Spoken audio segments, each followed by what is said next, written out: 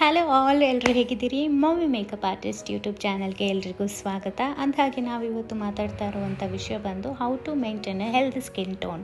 ಇವತ್ತಿನ ದಿನಗಳಲ್ಲಿ ಹೆಚ್ಚಾಗ್ತಾ ಇರುವಂಥ ಪ್ರದೂಷಣೆ, ವರ್ಕ್ ಟೆನ್ಷನ್, ಸ್ಟ್ರೆಸ್ ಎಲ್ಲದರ ನಡುವೆ ನಮ್ಮ ಚರ್ಮದ ಕಾಂತಿಯನ್ನು ಆರೋಗ್ಯವಾಗಿ ಇಟ್ಕೊಳ್ಳೋದು ಒಂದು ದೊಡ್ಡ ಚಾಲೆಂಜೇ ಆಗಿದೆ, ಹೌದಲ್ವಾ? ಈ ಚಾಲೆಂಜ್ಗಳ ನಡುವೆ ನಾವು ಬದುಕಬೇಕಾಗಿರೋದ್ರಿಂದ ನಮ್ಮ ಚರ್ಮದ ಕಾಂತಿ ಬಗ್ಗೆ ನಾವು ಗಮನ ಕೊಡಲೇಬೇಕು.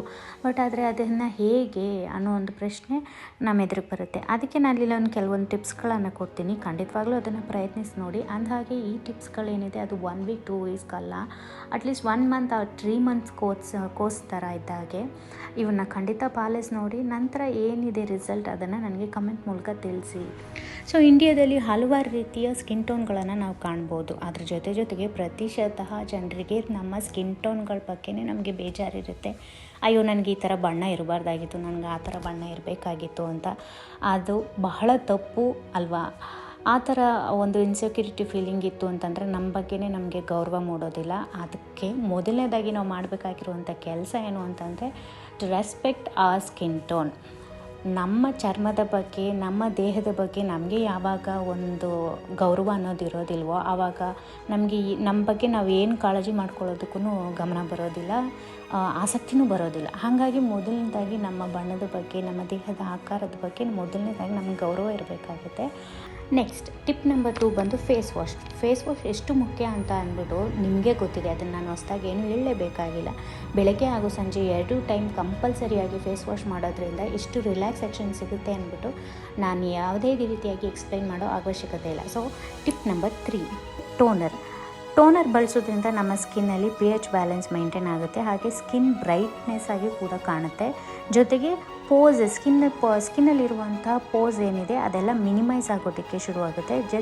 ಜೊತೆಗೆ ಸ್ಕಿನ್ನಲ್ಲಿ ಹೈಡ್ರೇಷನ್ನ ಬೂಸ್ಟ್ ಮಾಡೋದಕ್ಕೆ ತುಂಬ ಸಹಾಯಕಾರಿಯಾಗುತ್ತೆ. ಡಸ್ಟ್ ಎಲ್ಲ ರಿಮೂವ್ ಆಗಿ ನಾವು ಫೇಸ್ ವಾಶ್ ಮಾಡಿದ್ರೂ ಕೂಡ ಅದರಲ್ಲಿ ಇರ್ತಕ್ಕಂಥ ಇನ್ನೂ ಸಣ್ಣ ಪಾರ್ಟಿಕಲ್ಸ್ ಏನಿರುತ್ತೆ ಆ ಡಸ್ಟ್ಗಳನ್ನೆಲ್ಲ ರಿಮೂವ್ ಮಾಡೋದಕ್ಕೆ ಟೋನರ್ ನಮಗೆ ತುಂಬ ಸಹಾಯಕಾರಿಯಾಗಿರುತ್ತೆ. ಸೊ ಹಾಗಾಗಿ ಫೇಸ್ ವಾಶ್ ಆಗಿದ ತಕ್ಷಣ ನೆಕ್ಸ್ಟ್ ಸ್ಟೆಪ್ ಏನಿದೆ, ಟೋನರ್. ಟಿಪ್ ನಂಬರ್ 4, ಮಾಯ್ಶ್ಚರೈಸರ್ನ ಖಂಡಿತವಾಗ್ಲೂ ನಾವು ಫೇಸ್ಗೆ ಅಪ್ಲೈ ಮಾಡಬೇಕಾಗುತ್ತೆ. ಆಯಿಲಿ ಸ್ಕಿನ್ಗೆ ಬೇರೆ ಥರ, ಡ್ರೈ ಸ್ಕಿನ್ಗೆ ಬೇರೆ ಥರ, ಕಾಂಬಿನೇಷನ್ ಸ್ಕಿನ್ಗೆ ಬೇರೆ ಥರ. ನಮ್ಮ ಸ್ಕಿನ್ ಟೋನ್ ಯಾವ ರೀತಿಯಾಗಿ ಯಾವ ಟೆಕ್ಸ್ಚರಲ್ಲಿದೆ ಅದನ್ನು ನೋಡಿಕೊಂಡು ನಾವು ಮಾಯ್ಶ್ಚರೈಸರ್ನ ಅಪ್ಲೈ ಮಾಡಬೇಕಾಗತ್ತೆ. Next tip number 5, sunscreen. ನಿಮಗೆಲ್ರಿಗೂ ಗೊತ್ತೇ ಬ್ಯಾಂಗ್ಳೂರಲ್ಲಿ ಈ ಸಲ ಸಮ್ಮರ್ ಯಾವ ರೀತಿಯಾಗಿತ್ತು ಅಂತ. ಸೊ ಇಂಥ ಸಮ್ಮರಲ್ಲಿ ನಾವು ಸನ್ಸ್ಕ್ರೀನ್ ಯೂಸ್ ಮಾಡ್ದಲೇ ಆಚೆಗೆ ಹೋಯ್ತು ಅಂತ ಅಂದರೆ ಖಂಡಿತವಾಗ್ಲೂ ನಮ್ಮ ಸ್ಕಿನ್ ಟ್ಯಾನ್ ಆಗಿ ನಮ್ದು ಏನಿದೆ ಒರಿಜಿನಲ್ ಟೋನೇ ಬೇರೆ ಥರ ಆಗಿ ನಮ್ಮನ್ನು ನಾವು ನೋಡ್ಕೊಳ್ಳೋದಕ್ಕೇ ಕಷ್ಟ ಅನಿಸುತ್ತೆ. ಹಾಗಾಗಿ ನಾವು ಸನ್ಸ್ಕ್ರೀನ್ನ ಖಂಡಿತವಾಗ್ಲೂ ಅಪ್ಲೈ ಮಾಡಲೇಬೇಕಾಗುತ್ತೆ. ಇದು ಕೂಡ ನಮ್ಮ ಯಾವ ರೀತಿ ಸ್ಕಿನ್ ಟೋನ್ ಇದೆ ಆ ಸ್ಕಿನ್ ಟೋನ್ಗೆ ತಕ್ಕ ಹಾಗೆ ನಾವು ಸನ್ಸ್ಕ್ರೀನ್ನ ಯೂಸ್ ಮಾಡೋದು ತುಂಬ ಒಳ್ಳೆಯದು. ಟಿಪ್ ನಂಬರ್ 6 ಬಂದು ನೈಟ್ ಕ್ರೀಮ್. ನಮಗೆಲ್ಲ ಅನಿಸ್ಬೋದು ನೈಟ್ ಕ್ರೀಮ್ ಯಾಕೆ ಅಂತ, ಬಟ್ ಫೇಸ್ ವಾಶ್ ಮಾಡಾದಮೇಲೆ ಓಪನ್ ಪೋರ್ಸ್ ಕ್ರಿಯೇಟ್ ಆಗಿರುತ್ತೆ. ಅದನ್ನೆಲ್ಲ ಮಿನಿಮೈಸ್ ಮಾಡಬೇಕು ಅಂತಂದರೆ ನೈಟ್ ಕ್ರೀಮಿನ ಅವಶ್ಯಕತೆ ತುಂಬ ಇರುತ್ತೆ. ಹಾಗಾಗಿ ನಮ್ಮ ಸ್ಕಿನ್ ಟೆಕ್ಸ್ಚರ್ಗೆ ಹೊಂದುವಂಥ ನೈಟ್ ಕ್ರೀಮನ್ನು ಬಳಸೋದು ತುಂಬ ಯೂಸ್ಫುಲ್ ಆಗುತ್ತೆ. ನೆಕ್ಸ್ಟ್ ಟಿಪ್ ನಂಬರ್ 7 ಬಂದು ನಾವು ದಿನ ಮೇಕಪ್ ಹಾಕ್ಕೊಳ್ಳಿ ಅಥವಾ ಯಾವತ್ತೋ ಒಂದು ದಿವಸ ಮೇಕಪ್ ಹಾಕ್ಕೊಳ್ಳಿ, ಮೇಕಪ್ಪಲ್ಲಿರುವಂಥ ಫೇಸನ್ನು ನೀಟಾಗಿ ಕ್ಲೆನ್ಸ್ ಮಾಡೋದು ಬಹಳ ಇಂಪಾರ್ಟೆಂಟ್ ಇರುತ್ತೆ. ನಮಗೆ ಟಯರ್ಡ್ ಆಗಿರುತ್ತೆ, ಅಯ್ಯೋ ಯಾರು ಈಗ ಎಲ್ಲನೂ ನೀಟಾಗಿ ತೆಕ್ಕೊಳ್ಳೋರು, ಒಂದು ರ್ಯಾಂಡಮ್ ಆಗಿ ಫೇಸ್ ವಾಶ್ ಮಾಡಿಬಿಟ್ಟು ಹೋಗಿ ಮಲ್ಕೊಳ್ಳೋಣ ಅಂತ ಏನಾದರೂ ಮೈಂಡಲ್ಲಿ ಇತ್ತು ಅಂತಂದರೆ ಖಂಡಿತವಾಗ್ಲೂ ಇವತ್ತಿಂದನೇ ಅದನ್ನು ರಿಮೂವ್ ಮಾಡಿಬಿಡಿ. ನಾವು ಚರ್ಮದ ಮೇಲೆ ಹಲವಾರು ರೀತಿಯ ಪ್ರಾಡಕ್ಟ್ಗಳನ್ನು ಯೂಸ್ ಮಾಡೋದ್ರಿಂದ ಆ ಎಲ್ಲ ಪ್ರಾಡಕ್ಟ್ಗಳನ್ನು ರಿಮೂವ್ ಮಾಡೋದು ಒಂದು ದೊಡ್ಡ ಚಾಲೆಂಜೇ ಸರಿ. ಬಟ್ ಆದರೂ ಸಹ ಅದೆಲ್ಲನೂ ಸರಿಯಾಗಿ ತೆಗಿಬೇಕಾಗುತ್ತೆ. ಇಲ್ಲ ಅಂತಂದರೆ ಸುಮಾರು ಪ್ರಾಬ್ಲಮ್ಸ್ ಕ್ರಿಯೇಟ್ ಆಗುತ್ತೆ. ಲೈಕ್ ಸ್ಕಿನ್ ಡಲ್ನಾಗೆ ಕಾಣೋದು, dead skin, dryness, oiliness, open pores, pimples, ಹೀಗೆ ಹಲವಾರು ಪ್ರಾಬ್ಲಮ್ಸ್ನ ಫೇಸ್ ಮಾಡಬೇಕಾಗುತ್ತೆ. ಸೊ ಹಾಗಾಗಿ ಮೇಕಪ್ನ ನೀಟಾಗಿ ರಿಮೂವ್ ಮಾಡಲೇಬೇಕು. ಆ್ಯಕ್ಚುಲಿ ನಾನು ಇದನ್ನು ಟಿಪ್ ನಂಬರ್ 2 ಆಗಿ ಹೇಳಬೇಕಾಗಿತ್ತು, ಬಟ್ ಟಿಪ್ ನಂಬರ್ 6 ಆಗಿ ಹೇಳ್ತಾ ಇದ್ದೀನಿ. ದಯವಿಟ್ಟು ನೀವು ಇದನ್ನು ಟಿಪ್ ನಂಬರ್ 2 ಆಗಿ ಫಾಲೋ ಮಾಡಿ. ನೆಕ್ಸ್ಟ್ ಟಿಪ್ ನಂಬರ್ 8 ಬಂದು ಸಾಕಷ್ಟು ನೀರನ್ನು ಕುಡಿಯುವಂಥದ್ದು. ನಮಗೆಲ್ರಿಗೂ ಗೊತ್ತೇ ಇದೆ ನೀರನ್ನು ಕುಡಿಯೋದ್ರಿಂದ ಏನೇನೆಲ್ಲ ಲಾಭಗಳಿದೆ ಅಂತ ಅಂದ್ಬಿಟ್ಟು. ನಮ್ಮ ದೇಹಕ್ಕೆ ಬೇಕಾಗಿರುವಂಥ ಅಗತ್ಯ ಪ್ರಮಾಣದಲ್ಲಿ ನೀರನ್ನು ತಗೊಳ್ತಾ ಹೋಯಿತು ಅಂದರೆ ನಮ್ಮ ಸ್ಕಿನ್ ಹೆಚ್ಚು ಹೈಡ್ರೇಟ್ ಆಗಿರುತ್ತೆ. ಜೊತೆಗೆ ಚರ್ಮವು ಕಾಂತಿಯುಕ್ತವಾಗಿ ಕಾಣ್ತಾ ಹೋಗುತ್ತೆ. ಸೊ ಹಾಗಾಗಿ ನೀರು ಕಂಪಲ್ಸರಿಯಾಗಿ ನಾವು ನಮ್ಮ ದೇಹಕ್ಕೆ ಎಷ್ಟು ಬೇಕೋ ಅಷ್ಟು ತಗೊಳ್ಳೇಬೇಕಾಗುತ್ತೆ. Next tip number 9, healthy food. ಪೌಷ್ಟಿಕ ಆಹಾರ ಅಂದರೆ ಇಲ್ಲಿ ಎಲ್ಲ ರೀತಿಯ ಸೊಪ್ಪು, ತರಕಾರಿ, ಹಣ್ಣುಗಳನ್ನು ತಗೊಳ್ಳುವಂಥದ್ದಾಗಿರ್ಬೋದು, ಮೀನು, ಮಾಂಸ, ಮೊಟ್ಟೆಯನ್ನು ಸೇವಿಸುವಂಥದ್ದಾಗಿರ್ಬೋದು, ಇವೆಲ್ಲವೂ ಸಹ ಎಲ್ಲೋ ಒಂದು ರೀತಿಯಲ್ಲಿ ಮನುಷ್ಯನ ದೇಹದಕ್ಕೆ ಬೇಕಾಗಿರುವಂಥ ಅಗತ್ಯಗಳನ್ನು ಒದಗಿಸ್ತಾ ಹೋಗ್ತವೆ. ನಾವು ತಿನ್ನೋ ಆಹಾರದಲ್ಲೇ ಎಷ್ಟೋ ಕಾಯಿಲೆಗಳನ್ನು ನಾವು ವಾಸಿ ಮಾಡ್ಕೊಳ್ಬೋದು. ಹಾಗಾಗಿ ಒಂದು ಹೆಲ್ತಿ ಫುಡ್ ರೂಟೀನ್ ಅನ್ನೋದನ್ನ ನಾವು ಫಾಲೋ ಮಾಡ್ತಾ ಹೋಯ್ತು ಅಂತಂದರೆ ನಮ್ಮ ಚರ್ಮದ ಕಾಂತಿಯ ಬದಲಾವಣೆಗಳನ್ನು ನಾವು ಗಮನಿಸ್ಕೊಳ್ಬಹುದಾಗಿದೆ.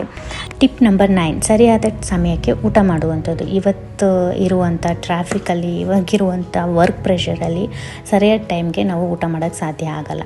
ಬಟ್ ಆದ್ರೂ ನಮ್ಮನ್ನು ನಾವು ಕಾಪಾಡ್ಕೊಳ್ಬೇಕಂದ್ರೆ ಸರಿಯಾದ ಟೈಮ್ಗೆ ಬ್ರೇಕ್ಫಾಸ್ಟು, ಲಂಚು, ಡಿನ್ನರನ್ನು ಮಾಡಲೇಬೇಕಾಗುತ್ತೆ.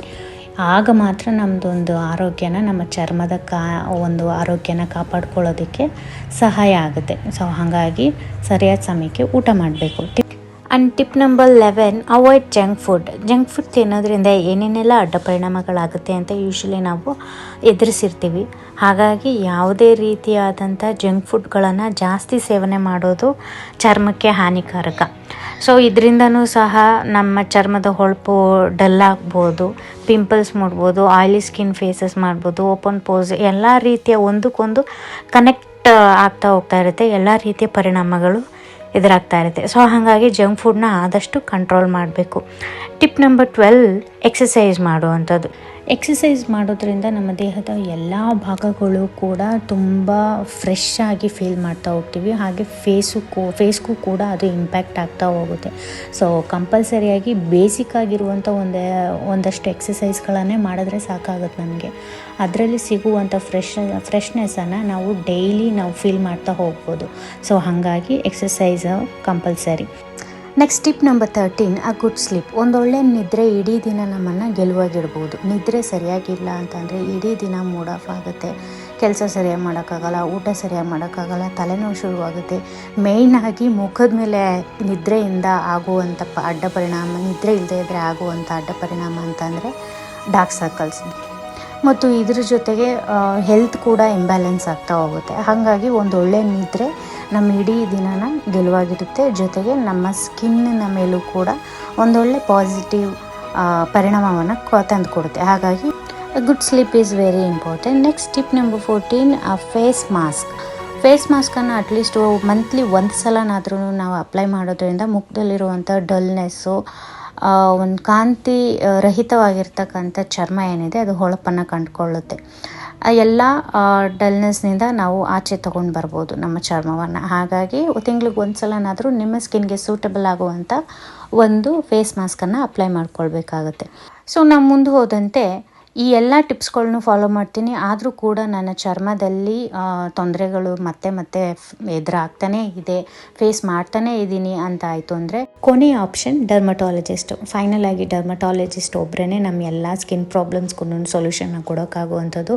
ಅವ್ರ ಸೊಲ್ಯೂಷನ್ನ ಅಳವಡಿಸ್ಕೊಳ್ತಾ ಜೊತೆಗೆ ಈ ಎಲ್ಲ ಟಿಪ್ಸ್ಗಳನ್ನು ಆ್ಯಡ್ ಮಾಡ್ಕೊಳ್ತಾ ಹೋಗಿ ಅದರಿಂದ ಸಿಗುವಂಥ ರಿಸಲ್ಟನ್ನು ನೀವೇ ಕಣ್ಣಾರೆ ನೋಡ್ಬೋದಾಗಿದೆ.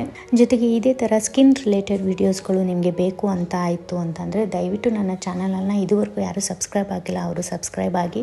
ಹಾಗೆ ನಾನು ಹಾಕುವಂಥ ವಿಡಿಯೋಗಳು ಮೊದಲು ನಿಮಗೆ ಕಾಣಬೇಕು ಅಂತ ಆದರೆ ಪಕ್ಕದಲ್ಲಿರುವಂಥ ಬೆಲ್ ಐಕಾನನ್ನು ಪ್ರೆಸ್ ಮಾಡಿ. ಇದುವರೆಗೂ ನನ್ನ ವಿಡಿಯೋ ನೋಡಿದ್ದಕ್ಕಾಗಿ ತುಂಬ ಥ್ಯಾಂಕ್ಸ್. ಮತ್ತೆ ಮತ್ತೊಂದು ವಿಡಿಯೋದೊಂದಿಗೆ ಬರ್ತೀನಿ. ಅಲ್ಲಿವರೆಗೂ ಧನ್ಯವಾದಗಳು. ಬಾಯ್.